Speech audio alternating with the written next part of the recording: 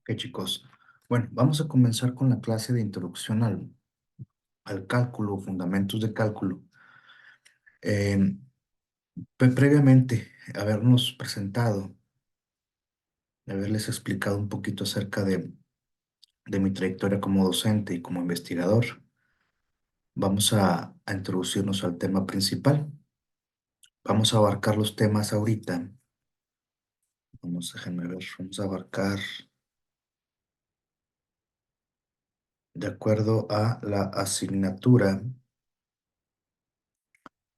Vamos a ver lo que es fundamentos de cálculo, conceptos de números reales, clasificación y propiedades. Vamos a ver estos tres temas. Posteriormente ya les estaré compartiendo contenido de los temas subsecuentes. Bueno, entonces vamos a ver. Como preliminares, vamos a ver ahorita los sistemas de números reales, así como las desigualdades que se muestran también al momento de tratar de trabajar este tipo de funciones o términos algebraicos. Bueno. Los sistemas de los números reales existen dos campos prácticamente. ¿Qué quiere decir dos campos? Existen los números reales y los números complejos. En el caso de los números reales, vamos a mencionar los números naturales, que son todos los números a partir del cero hacia el infinito, números completamente positivos. Posteriormente, los números enteros, que ya abarcamos el espectro del menos infinito al más infinito. Es bien importante. La historia, muchachos, de acuerdo a mucha literatura, nos menciona que prácticamente en la antigüedad, debido a las necesidades que surgieron, dado a la comercialización y el desarrollo de la civilización misma, las personas al momento de hacer algunos intercambios o hacer algunos trueques entre los mismos pobladores, se dieron cuenta que era necesario cuantificar lo que yo te doy, lo que tú me das y las pérdidas también. De ahí es cuando a los números naturales se empiezan a desarrollar los símbolos abstractos que representan una cantidad de objetos. Pero bueno, debido a la necesidad de también cuantificar las pérdidas, pues se tuvieron que considerar los números negativos, ¿verdad? Entonces tenemos de una recta, tenemos los números, el cero en medio. Del lado izquierdo tenemos todo el espectro de los negativos hasta el menos infinito. Del lado derecho tenemos todo el espectro de los números hacia el infinito positivo. Sin embargo, también debido a que únicamente los números cuantificaban unidades completas, es decir, por ejemplo,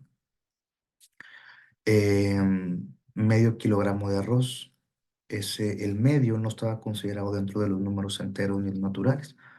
Es cuando entran a juego los números racionales, ¿sí? Para cuantificar las raciones. Y son fracciones completamente, ¿verdad? Las utilizamos en la ingeniería, pues, para medir longitudes, ¿verdad? En el sistema métrico inglés, las pulgadas, pies, principalmente las pulgadas, ¿verdad?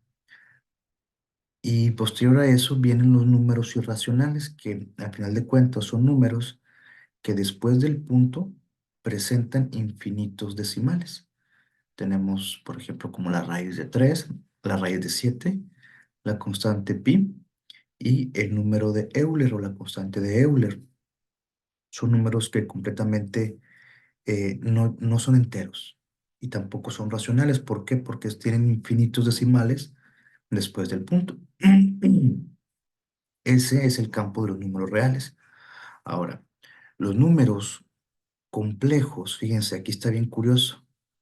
Esta, esta igualdad de la letra I latina igual a raíz de -1 surge a raíz precisamente de cuantificar las raíces negativas, porque si bien tenemos nosotros el espectro de los números enteros negativos, pues no podíamos ignorar las raíces negativas. Sin embargo, en cualquier calculadora que ustedes pongan una raíz negativa, siempre les va a salir error. Miren, ustedes lo pueden verificar, raíz negativa, y siempre nos va a dar un mat error. ¿Qué quiere decir? Que las raíces negativas, pues dada su naturaleza, no se pueden clasificar dentro de los números reales. Por lo tanto, vino este primer principio de Euler, eh, que trata de generar una igualdad de que la raíz negativa del número sea igual a una letra i. Y eso da la pauta para que el número complejo se desarrolle. Es un número complejo, un número real y un número imaginario, ¿sí? Ese es un número complejo. Un término que tiene un número, una parte real y una parte imaginaria. O sea, una constante con una i latina, como tenemos aquí bi, y esta i representa raíz de -1 o una raíz negativa, raíz de -9, raíz de -6, etcétera, etcétera, ¿sí? Por lo tanto, los números naturales, los números enteros, los números racionales y los irracionales, todos ellos pertenecen a la familia de los reales. Y por el contrario, los números complejos, pues pertenecen al campo de los complejos, ¿sí? Y eso es bien importante porque, por ejemplo, para análisis más avanzados, pues bueno, siempre se tiene que especificar si estamos tratando de hacer cálculos algebraicos o determinar la primera derivada, una ecuación diferencial o una función que vamos a integrar, se requiere especificar que vamos a trabajarlo en variable real, o sea, una variable que puede cambiar, pero sin embargo, todas sus posibles iteraciones van a ser de números que pertenecen a la familia de los números reales, ¿sí? Entonces dice aquí, el cálculo se basa en el sistema de los números reales y sus propiedades. Bien importante esto, sus propiedades, ¿sí? Muy bien. Entonces, eso es bien, bien importante. Aplicaciones, ¿dónde se utilizan? Los números complejos se utilizan mucho en el desarrollo de programación, de robots, de circuitos en electrónica. Y los números reales, pues también se aplican, pero esos se aplican en más campos o más disciplinas del conocimiento humano. Propiedades de campo, bueno, vamos a ver, vamos a bajar todas las propiedades de campo que le corresponden a cada uno de ellos. Ahí está, propiedades de campo. Son todas las propiedades con las cuales cuentan los números reales, que es prácticamente el enfoque de esta disciplina. Vamos a enfocarnos específicamente en los números reales. Primero tenemos la ley conmutativa. ¿Qué es la ley conmutativa? Si se fijan, tenemos tanto para la suma como para la multiplicación. Acuérdense que cuando yo tengo dos términos, ya sea una letra o un coeficiente y letra, que están juntos, se sobreentiende que es un producto, o sea, una multiplicación.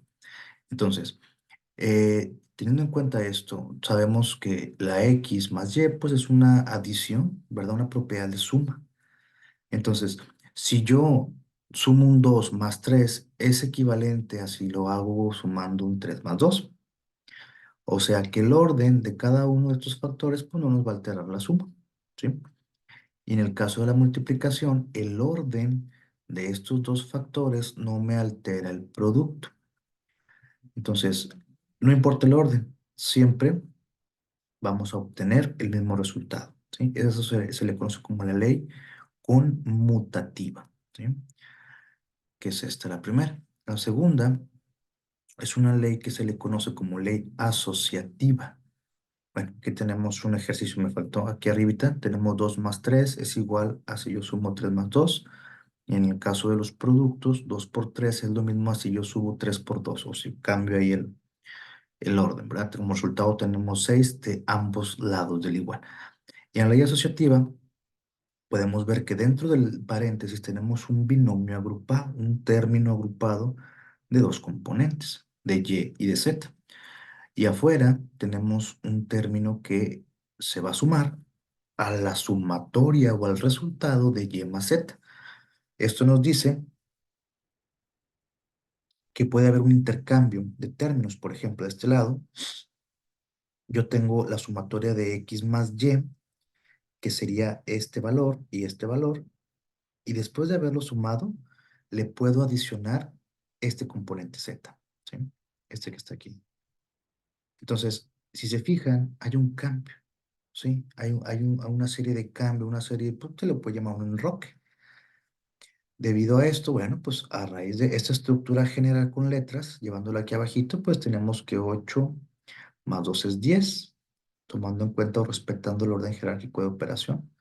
5 más 3, 8, sumándole 2, tenemos igual a 10. Y de este lado se presentó ese cambio que les mencionaba. 2 más 3 igual a 5, más 5 es 10. Entonces aquí tenemos el resultado de los dos componentes, de izquierda a derecha. Esto representa o se le conoce como la ley asociativa, ¿sí? Y en el caso de los productos tenemos exactamente lo mismo. Tenemos que el producto de X por Y agrupado multiplicado por Z es lo mismo si tenemos el producto de Y por Z multiplicado por X, ¿sí? Aquí tenemos 6 por 5, 30, y aquí tenemos 15, 2 veces 15 y es 30. Aquí podemos observar que el orden de estos tres factores, pues no nos altera el producto, ¿verdad?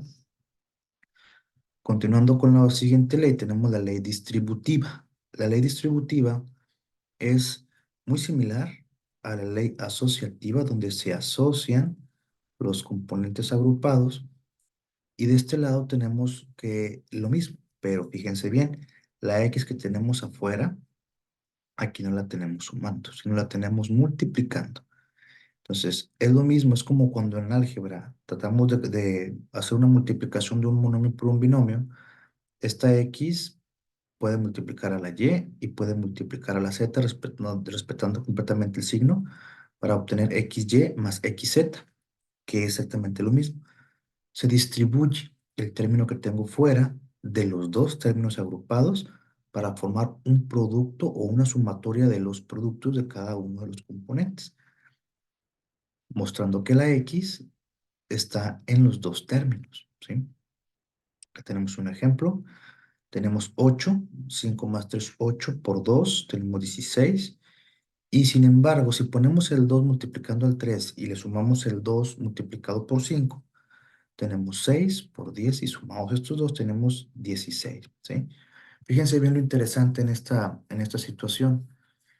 Al final de cuentas, todo esto nos lleva a entender que el orden no altera, al final de cuentas, el resultado aquí, porque en otros campos, como por ejemplo en vectores, ahí sí tenemos que respetar el orden, o en matrices, vectores resueltos con matrices. Ahí sí es bien importante el orden.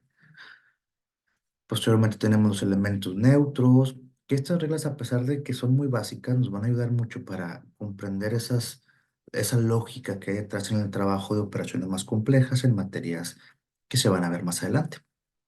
Entonces, los elementos neutros, tenemos que si a un elemento, cualquier número real, que yo le sume cero, pues va a ser lo mismo, no va a sufrir ningún cambio. Acuérdense que el cero es ausencia.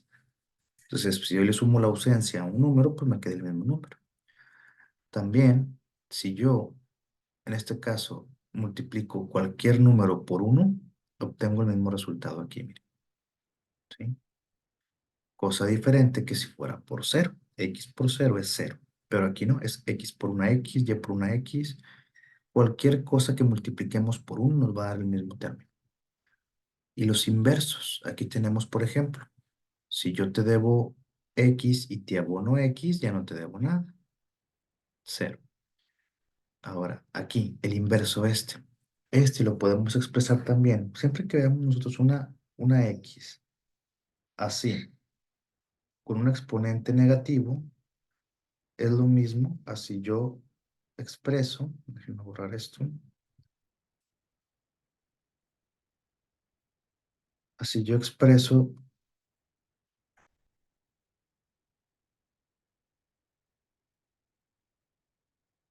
la inversa de ese número, 1/X, ¿sí? Entonces, X por una entre X es igual a 1. Eso es a lo que hace alusión la propiedad inversa. ¿sí? Tenemos aquí el ejemplo. Si yo te debo 2 y te abono 2, ya no te debo nada. Si yo multiplico 2 por 2 a la menos uno, vamos a usar una calculadora. 2 por 2 elevado a la menos uno. Buenas tardes. Sí, está bien. O la 1, ¿sí? Es lo mismo si yo multiplico 2 por la fracción. Buenas tardes, ingeniero. Mire, así, 1, ¿sí? Entonces, es lo mismo, solamente lo que cambia es la forma de expresar como fracción o como su inverso, ¿sí?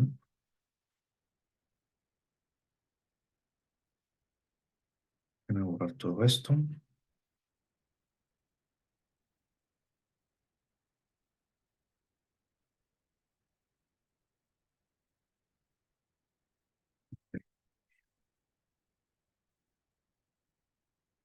Propiedades del orden.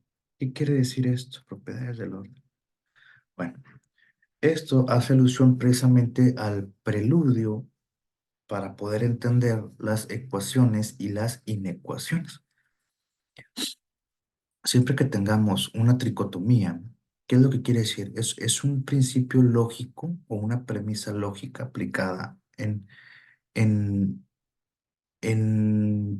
una propiedad algebraica de mayor valor. Por ejemplo, tenemos que si el x es menor que y, o x es igual a y, o x es mayor que y. Estos símbolos nos van a indicar qué elemento, qué factor es mayor que qué.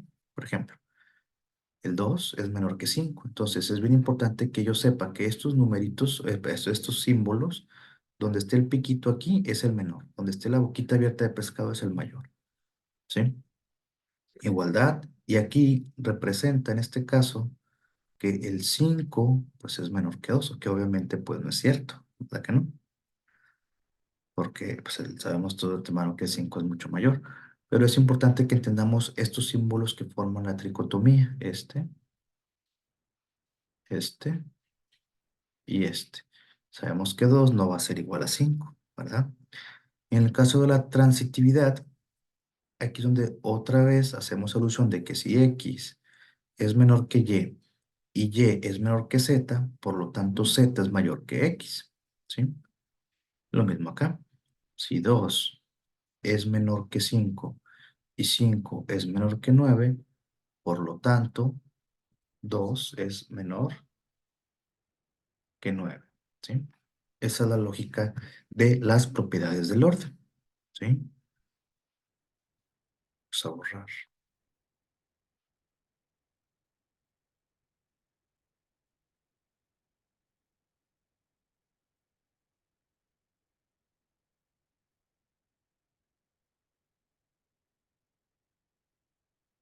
Aquí está. Ahora tenemos aquí la propiedad aditiva. ¿Qué quiere decir esto, la propiedad aditiva? Déjenme ver si puedo esconder la barra. Ahí está ya. La propiedad aditiva me dice que yo tengo que si x es menor que y, intercambiando que x más z, el resultado va a seguir siendo menor que y más z, ¿sí? Aquí el secreto es únicamente, estas flechitas que tienen doble dirección, indica que es de allá para acá y de acá para allá, ¿sí? Entonces, esto es bien importante. Entonces, si yo aquí tengo que la sumatoria de estos es 5 y la sumatoria de estos es 8, pues en teoría se entendería que el 8 es mayor que el 5, ¿sí? En la parte multiplicativa es lo mismo, pero ahora en lugar de sumarlo, vamos a llevar a cabo el producto de esos dos números, ¿sí? Igual, 8 mayor que 0, pero este en este caso va a ser únicamente unidireccional. 2 menor que 5, bidireccional. 8 por 2 es menor que 5 por 8, ¿sí? O sea, 16 es menor que 40. Eso pues tiene sentido, ¿verdad? De este lado también tenemos el ejemplo donde z es menor que 0, y fíjese que ya cuando es menor que 0 es porque estamos en el lado de los negativos. Por lo tanto, x es menor que y. Entonces, xz va a ser mayor a yz, ¿sí? Menos 16 es mayor a menos 40. Si se fijan, no se vayan a confundir aquí. A pesar de que este número es más chico que este, está más cerca del cero, ¿Qué quiere decir esto? Si yo tengo el cero aquí, y aquí tengo una recta, aquí está el cero, aquí está el menos uno, aquí está el menos 2. Aquí yo tengo uno y 2 positivo y 2 positivo. Ahí está. De estos dos números, del menos 2 y el menos uno, el mayor es el menos uno. ¿Por qué? Porque está más cerca del cero. Quiere decir que del cero ya siguen los positivos. Entonces, siempre que veamos un número que sea negativo y que sea más pequeño, representa un mayor valor, un mayor valor que el número grande. Si es un número menos 40, está más alejado del cero. Por lo tanto, es menor. ¿Sí?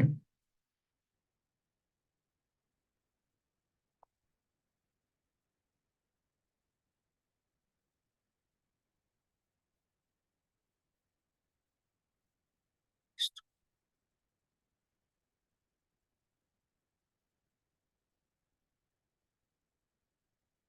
Entonces, como ejercicio, muchachos, pues bueno, esto lo vamos a realizar este, por medio de Nemax. Pues si fijan, es una operación con números, no tiene algo complejo. Lo único que voy a hacer es respetar el paréntesis. Acuérdense que en Introducción a las Matemáticas se estudió la jerarquización de solución. Primero voy a responder lo que tengo dentro del paréntesis para después salir a lo que tengo fuera de ese paréntesis y luego terminar la operación, ya llevando a cabo la simplificación de todo eso. ¿Sí? Ok, esto va a estar ahí en el video para que lo vean realizando. También esto, pues no hay letras, solamente son puros números. Aquí tengo algunos ejercicios ya resueltos, ¿sí? Y con esto, pues prácticamente paréntesis, agrupación de las fracciones, chicos, acuérdense, bien interesante. Hay que también saber resolver las fracciones. Pero bueno, vamos a quedarnos hasta esta parte es la primera parte del tema. Van a resolver estos ejercicios de esto, del 1 al 7, ¿sí? Con esto ya terminamos esa parte de la primera unidad. Entonces es un tema que ya es bastante conocido, ¿sí? Bueno, nos vemos, chicos.